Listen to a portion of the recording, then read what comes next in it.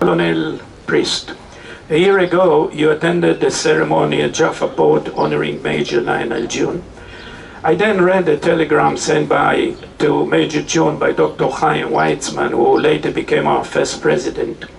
He wrote that the Jewish people will never forget his gallant and courageous conduct on May 1st, 1921, by saving dozens.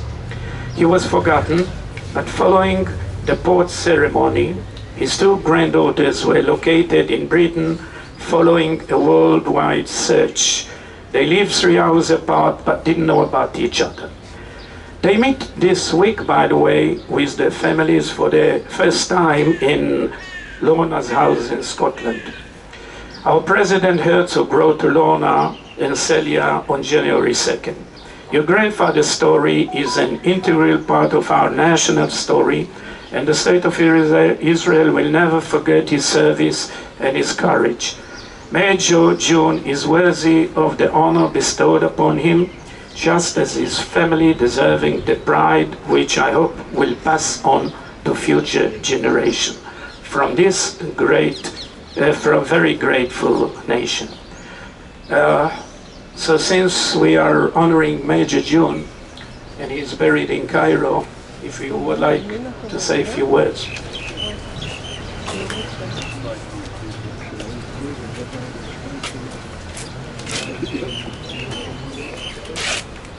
Boker Tov, Shalom Havarim, Shalom Kulam. I must apologise. Start with an apology. My Hebrew is terrible, so I must change to English. But I'm very honoured to be here.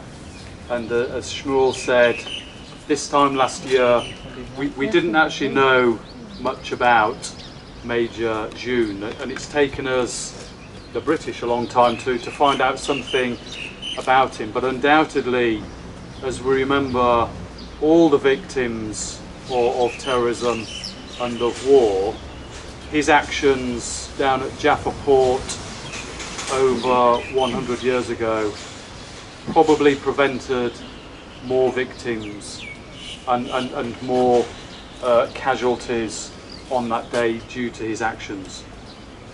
He had a really interesting military career. He served in 3 different regiments, and nobody quite knows why. He first of all served in the Army Service Corps, which deals in logistics. He then served in the Royal Engineers in the Water Transport Division, and we think that's why he was posted to Jaffa to manage the port. And then he moved on to Cairo and served in the Intelligence Corps, where he made Lieutenant Colonel. Throughout his army career, he became an expert in this region.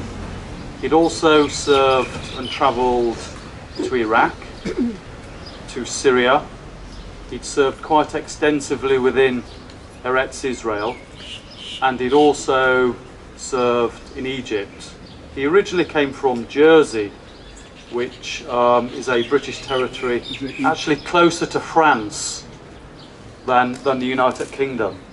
But he was schooled there, he went to university there, he spoke French, he spoke other languages, and had some great experience. So to find out that his family eventually settled in Scotland is really interesting. Sadly for him, he died of disease in Egypt whilst serving in the army. He was in a field hospital, and he died on the 1st of July 1943, so before the end of World War II. And actually that was quite common, and it was also quite common during World War I to have succumbed, sadly, to disease. But I'm very grateful for you all for remembering Major Juene, and on behalf of the people of the United Kingdom and also the British Army, I commend you, and I really do thank you for keeping his memory alive and for remembering the courageous actions that he did down in Jaffa such a long time ago in saving as many lives as he could. Thank you. Ta-da.